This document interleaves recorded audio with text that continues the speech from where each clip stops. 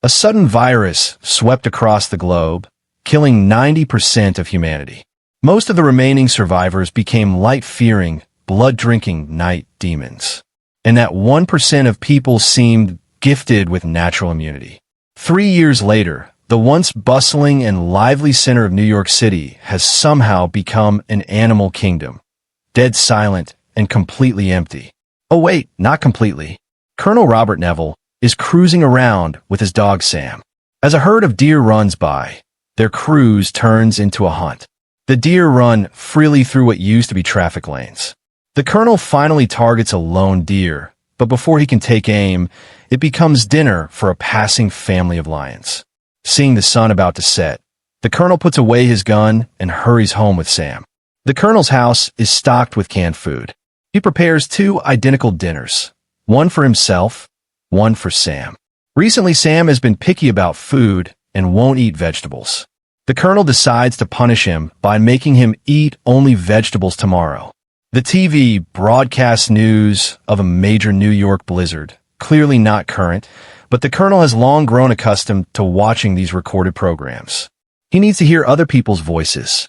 Before the sun finally sets, the colonel promptly draws the curtains, or more precisely, the iron shutters, and sleeps in the bathtub with his gun and Sam.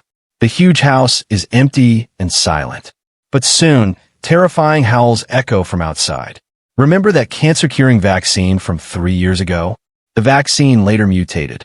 Humans who received this vaccine began losing their sanity, biting and drinking blood. Those who were bitten also became infected with the virus, turning into zombies. New York was the initial outbreak point. At the final moment, before New York was quarantined, the colonel put his wife and daughter on a helicopter, leaving New York. His young daughter, still unaware of the world's dangers, made butterfly gestures she had just learned, conveying childlike innocence and romance. Although sending his wife and daughter away required using his privileges, the colonel insisted on staying behind. Baby Sam couldn't leave either and stayed with the colonel. New York was his jurisdiction and the outbreak point. He firmly believed he could find a cure here. After safely spending another night, the colonel and Sam have breakfast and work out together. After completing their morning routine, the colonel walks alone into his home's basement. The basement has been converted into a laboratory. The colonel hasn't given up searching for a cure. Every day, the colonel injects different compounds into virus-infected lab mice. Most of the time, the zombie mice either die or remain vicious. But in today's experimental results, one mouse appeared non-aggressive. This compound might actually work against the virus. The colonel immediately decides to begin human trials. For human trials, he needs to catch a zombie and inject the compound. The colonel suits up in full gear and heads out with Sam to search, hoping to find a stray zombie or supplies. During their outing, they also visit a record store and video rental shop. The store is filled with mannequins, all his neighbors from his daily routine. He's even given each one a name and created stories for them to feel less lonely. Morning, Hank. My way through the G's. Hey, who's the girl? Never mind, hey. Every day at noon, the colonel comes to South Street Seaport to shoot hoops, or more accurately, to wait for fellow humans. Although hope is extremely slim, he doesn't want to give up completely. After all, being alone is too lonely. The colonel and Sam discover another lone deer. During the chase, Sam follows the deer into an abandoned building. Darkness means danger. Facing the pitch-black building, the colonel's voice suddenly trembles. Sam has gone silent. He must find Sam. There are indeed zombies in the building. These mutated humans no longer look human, hairless, with protruding neck tendons. Because they can only emerge at night, they're called night demons. While rescuing Sam, the man and dog still alarm several night demons. Fortunately, they both manage to run into sunlight. Night demons die when exposed to sun. During this, the colonel was also bitten by a night demon, but he's completely fine. Instead, he warned Sam never to go to such dangerous places again. It turns out the colonel is mysteriously immune to the zombie virus. Even being bitten doesn't affect him. This is one of the reasons he survived until now.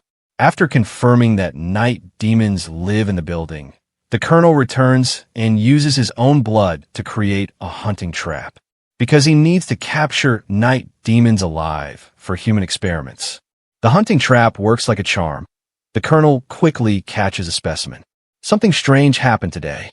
Along with the screams of the captured specimen, another night demon runs out of the building.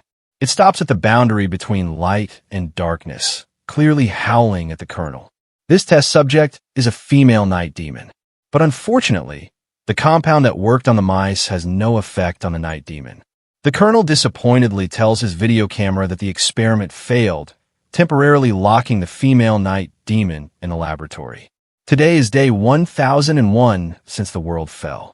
Although the possibility of human survivors is getting smaller, the colonel still routinely records his experimental thoughts. An infected male exposed himself to sunlight today. Decreased brain function or growing scarcity of food is causing them to ignore their basic survival instincts. Social devolution appears complete. The colonel believes night demons have completely lost human behavior, meaning reversal may be increasingly difficult. His eyes are full of despair. The next day is the colonel's birthday. He goes street sweeping with Sam as usual, but discovers that his old friend from the record store has somehow ended up on the street. Whoa, who moved him? Mixing surprise and alarm, the colonel cautiously approaches the mannequin. This is exactly the same trap he used when catching night demons. After the colonel falls into the trap, he loses consciousness. When he wakes up again, the sun is about to set. Sam can do nothing but bark anxiously.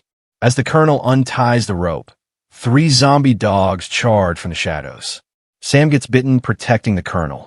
The colonel takes Sam home and tries injecting him with the vaccine compound. Of course, it fails again.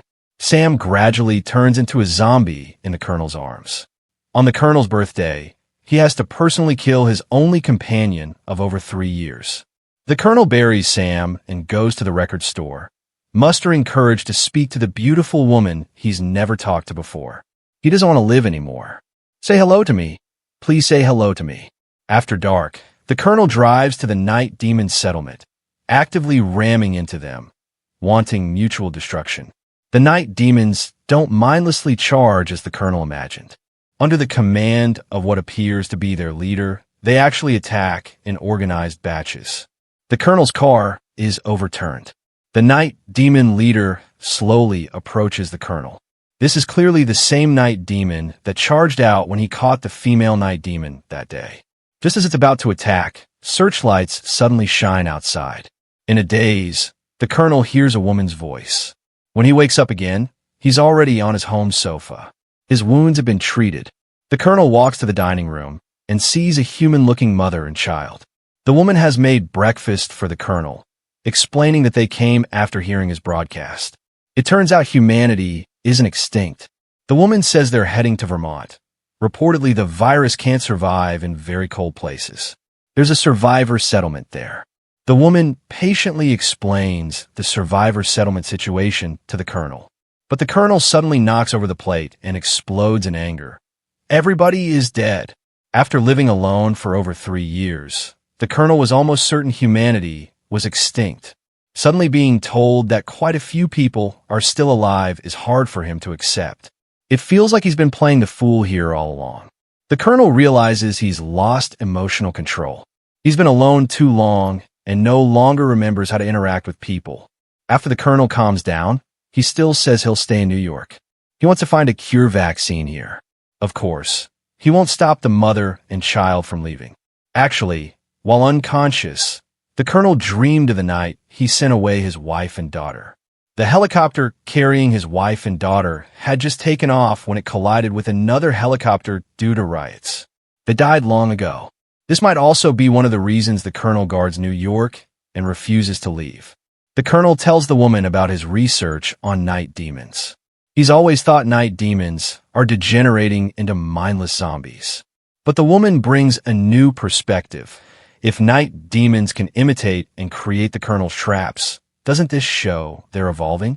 Thinking about the woman's words that the virus can't survive in extreme cold, the colonel has a new experimental direction. He immerses the previous female night demon in ice blocks and injects the compound. A new round of experiments begins. As darkness falls, the colonel lets the boy sleep in his daughter's former room. While preparing daily defenses, he and the woman chat more. He really hasn't talked to a living person in a long time. The colonel talks about his favorite musician Bob Dylan and his musical insights. Dylan was shot at a peace rally, but still insisted on performing. The people who are trying to make this world worse are not taking a day off. How can I? This might also be another reason the colonel has persisted alone for so long. Bad people aren't stopping, so he can't rest either. The woman's view on survival is simpler. She believes everything is God's arrangement, including hearing the broadcast that day and coming here just in time to save the suicidal colonel. If we listen, we can hear God's plan. The colonel doesn't believe in any God. He only sees concrete data. When the virus broke out, 90% of the world's people died directly, 1% were immune like them, and the remaining 9% became night demons. The 9% of mindless, hungry night demons killing the 1% of normal people is inevitable. Every single person that you or I has ever known is dead. While the two argue about their respective beliefs, night demon howls sound outside. The colonel hurriedly activates all the previously set traps. There are especially many night demons outside tonight. Or more accurately, they're here to raid his home. The assault team first sacrifices itself to trigger the traps. The following night, demons pour into the colonel's house.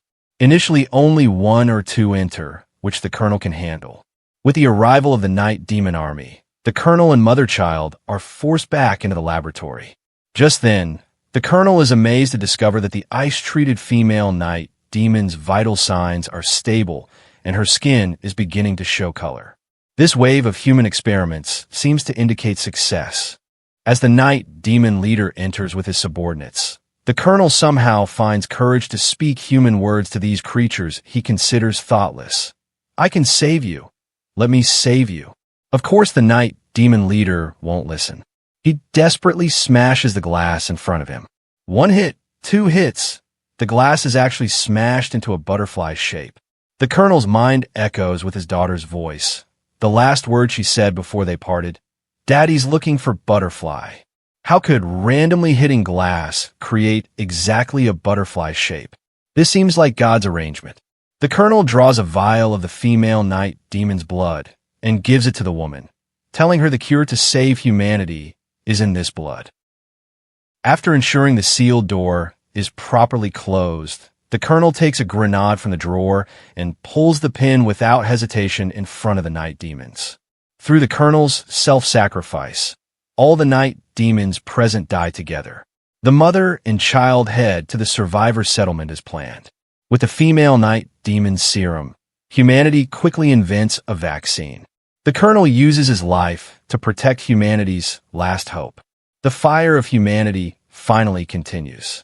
This is his legend, Light Up the Darkness. The movie filmed a double ending. What we just told was the theatrical release ending. In the other ending, the colonel doesn't die. He discovers that the night demon again drew butterfly patterns on the glass. Only then does he notice the butterfly tattoo on the female night demon. The night demon leader is obviously using this method to tell him that he's just trying to get back his companion. The colonel realizes that the night demons aren't the thoughtless zombies he believed them to be. They have organization, discipline, and emotions. To verify his guess, the colonel removes the tubes from the female night demon. She stops the reversal process. He wheels the female night demon out of the laboratory. The night demons howl at the colonel, but they don't attack. There's even some fear in their eyes. Going downstairs, the female night demon wakes up. She and the night demon leader exchange tender glances. The night demon leader picks up the female night demon and leads his subordinates away. The colonel and the mother child survive. In a laboratory, walls are covered with photos of night demons the colonel once used for human experiments that failed. At this moment, he understands, to the night demon community, he is the ruthless killer of legend. After this incident, the colonel and mother child hit the road. He decides to check out the legendary base camp. Perhaps human communities haven't gone extinct either.